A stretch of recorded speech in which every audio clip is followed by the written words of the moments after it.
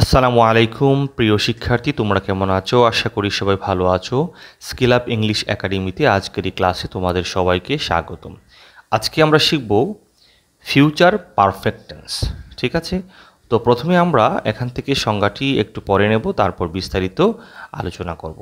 তো দেখো, এখানে লেখা আছে ভবিষ্যৎকালে নির্দিষ্ট সময়ের মধ্যে কোনো কাজ ঘটে থাকবে বা করা হয়ে থাকবে, এরূপ বোঝালে ভার্বের ফিউচার পারফেক্ট টেন্স হয়।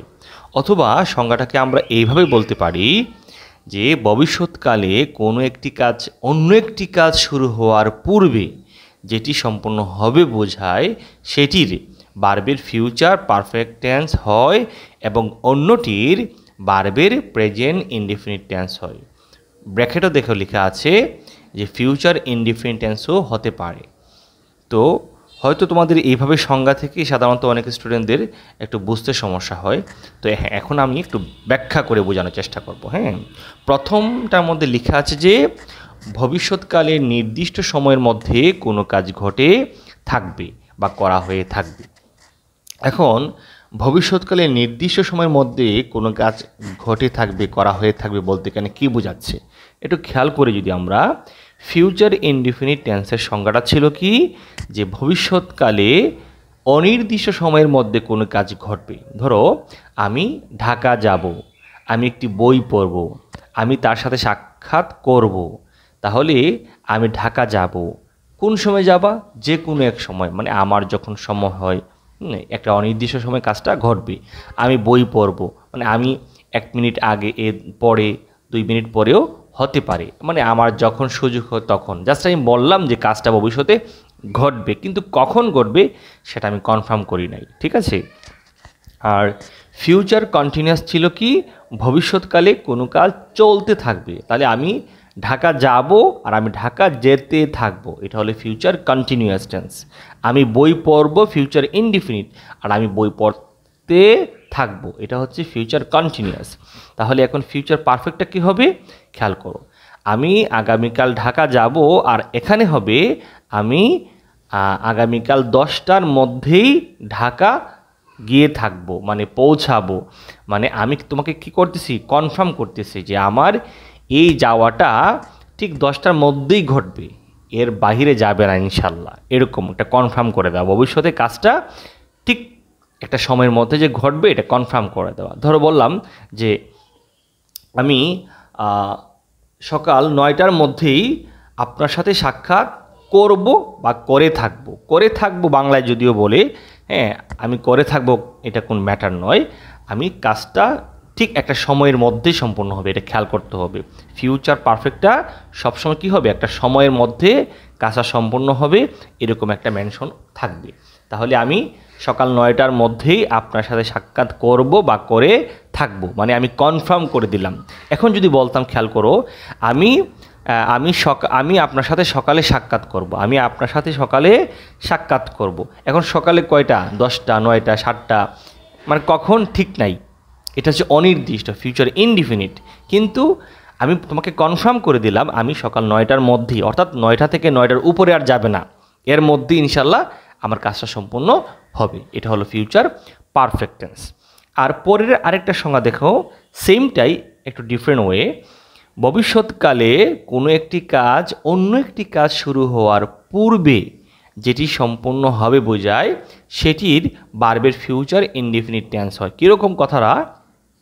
ধরো তুমি বললা যে বাবা বাসায় ফেরার পূর্বেই আমি আমার পড়া সম্পূর্ণ করে থাকবো বা করে ফেলবো। খেয়াল করো একটা জিনিস, তুমি আমাকে কনফার্ম করে দিচ্ছ যে তোমার আব্বু বাসায় ফেরার আগেই তোমার এই কাজটা সম্পূর্ণ হয়ে থাকবে। তার মানে আমরা কী বুঝলাম, যে ভবিষ্যতে অন্য একটি কাজ শুরু হওয়ার আগেই আমার এই কাজটা ইনশাল্লাহ শেষ হয়ে যাবে, এটা একটা কনফার্ম করে দেওয়া, এটা হচ্ছে ফিউচার পারফেক্ট টেন্স। আমরা যদি আরও উদাহরণ পড়ি, যে ধরো বললাম যে স্যার ক্লাসে প্রবেশ করার পূর্বেই আমরা ক্লাসে পৌঁছে থাকবো, মানে পৌঁছে থাকবো বলতে পারো, পৌঁছাবো। কিন্তু আমি কিন্তু কনফার্ম করে দিছি যে স্যার ক্লাসে প্রবেশ করার পূর্বেই আমি কাজটা সম্পূর্ণ করে ফেলবো। তাহলে এটা কোনো সময় উল্লেখ থাকতে পারে অথবা অন্য একটি কাজ উল্লেখ থাকতে পারে। কি বলছি দেখো, আবার এরকম থাকতে পারে আমি সকাল 9টার মধ্যেই আপনার সাথে সাক্ষাৎ করে থাকব, অথবা বলতে পারি যে শিক্ষক ক্লাসে প্রবেশ করার পূর্বেই আমরা ক্লাসে প্রবেশ করব। তাহলে এই যে জিনিসটা ভবিষ্যতে কোনো নির্দিষ্ট সময়ের পূর্বে অথবা নির্দিষ্ট কাজের পূর্বে কোনো কাজ সম্পন্ন হওয়াকেই ফিউচার পারফেক্ট টেন্স বলে। আমি আবার বলতেছি, দুই সংজ্ঞাকে আমরা যদি একসাথে বলি যে ভবিষ্যতে নির্দিষ্ট কোনো এক সময়ের পূর্বে অথবা নির্দিষ্ট কোনো এক সময়ে কাজের আগে কোনো একটি কাজ সম্পন্ন হবে বোঝায়, এটাই হচ্ছে ফিউচার পারফেক্ট টেন্স। আশা করি বুঝতে পেরেছো। এখন আমরা এখান থেকে কি শিখব? স্ট্রাকচার, কিভাবে আমরা ফিউচার পারফেক্ট টেন্স দিয়ে আমরা বাক্য তৈরি করব, কথা বলবো। ঠিক আছে, প্রথমে আমরা অ্যাফার্মেটিভ শিখব। তো দেখো এখানে লেখা আছে প্রথমে সাবজেক্ট ব্যবহার করব, তারপরে কি শ্যাল হ্যাভ অথবা উইল হ্যাভ। এখানে কখনোই তোমরা এই শ্যাল হ্যাভে না দিয়ে শ্যাল হ্যাজ, উইল হ্যাজ এগুলো কখনো ইউজ করা যাবে না। ঠিক আছে, শুধু আমরা I shall, we shall, you shall, he will, she will, এই শেল এবং উইল পরিবর্তন হবে সাবজেক্ট অনুযায়ী, কিন্তু হ্যাভটা হেভি থাকবে। হ্যাভটা কখনোই পার্সন অনুযায়ী হ্যাভ হ্যাজ হবে না, এখানে কিন্তু হবে না। প্রেজেন্ট পারফেক্ট টেন্সে হবে, কিন্তু এটা এখানে হবে না।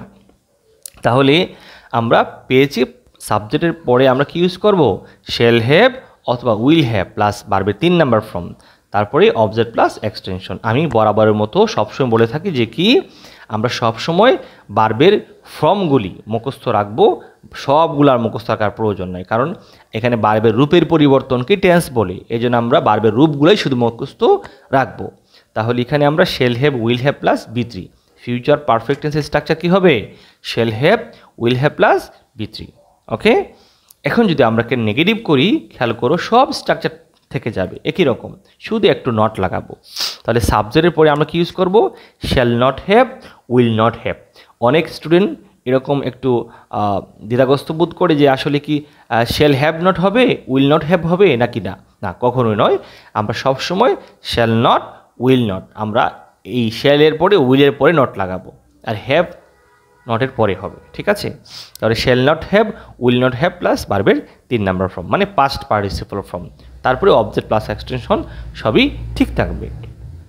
যদি আমরা এটাকে ইন্টারোগেটিভ করতে চাই তাহলে কি করব? নর্মালি আমরা উইল নিয়ে আসবো, শেল দিয়ে প্রশ্ন করা জরুরি নয়, শেল না ইউজ করলে কোনো সমস্যা হয় না। তো আমরা নর্মালি উইল দিয়ে করব, সুন্দর হবে। তো আমরা কি করব? সাবজেক্টের পূর্বে শুধু উইলটা নিয়ে আসবো, তারপর দেখো সাবজেক্ট, এখানে হ্যাভ, ওই যে শেল হ্যাভ, উইল হ্যাভ ছিল, মানে সব ঠিক থাকবে, যে জায়গায় ছিল ওইটা এখানেই থাকবে, আমরা এখানে সরাবো না, শুধু আমরা ওইখান থেকে উইলটাকে উঠাই নিয়ে আসবো, আর সবই ঠিক থাকবে। আবার যদি আমরা নেগেটিভ ইন্টারোগেটিভ করতে চাই সেক্ষেত্রে আমরা শুধু ওন্ট ইউজ করব। ঠিক আছে, কি করব? ওন্ট, ওন্ট, তারপরে সাবজেক্ট হ্যাভ, ভার্বের 3 number form, object plus extension, সবই ঠিক থাকবে। ঠিক আছে, তো এখন আমরা এখান থেকে কয়েকটা উদাহরণ বোঝার চেষ্টা করি।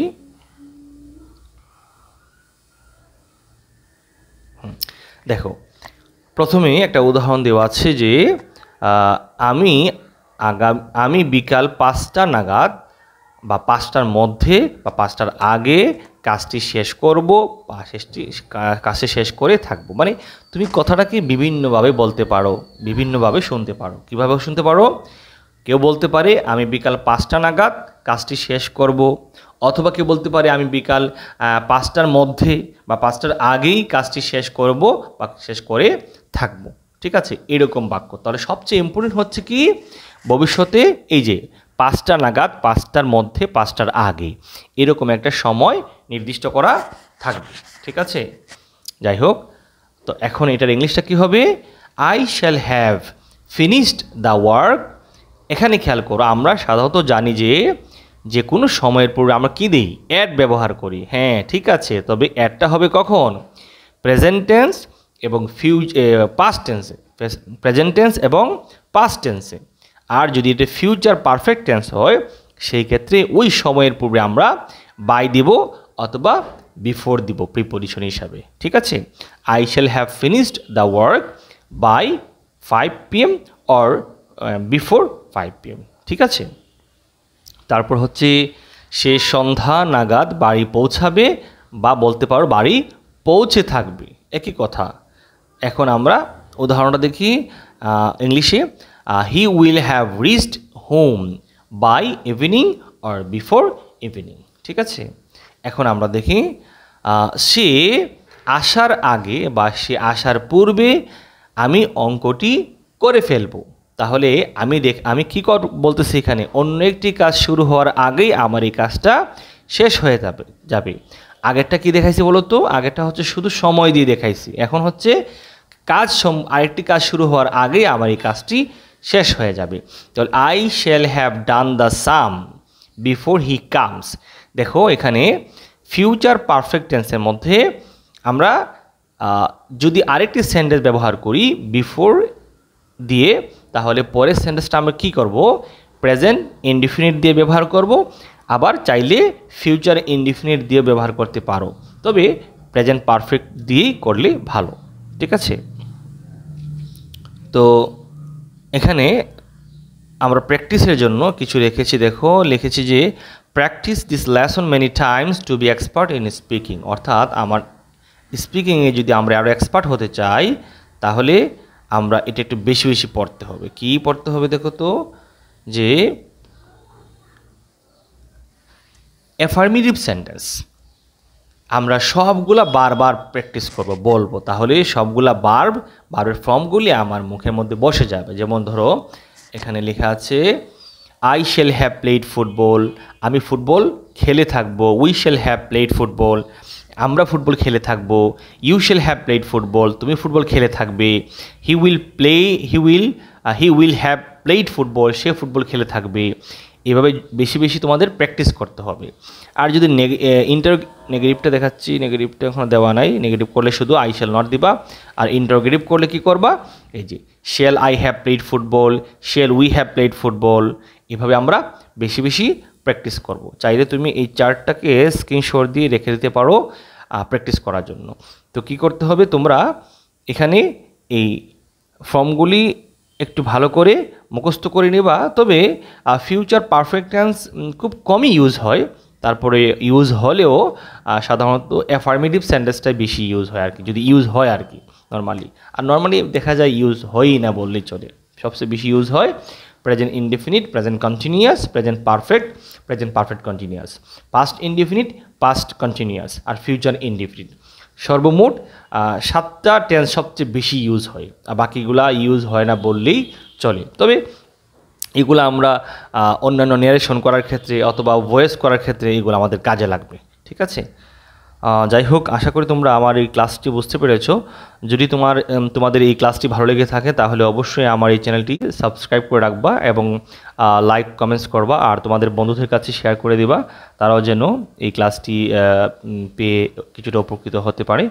তো সবাই ভালো থাকো, আজকের জন্য এখানেই সমাপ্ত, ঠিক আছে। আসসালামু আলাইকুম।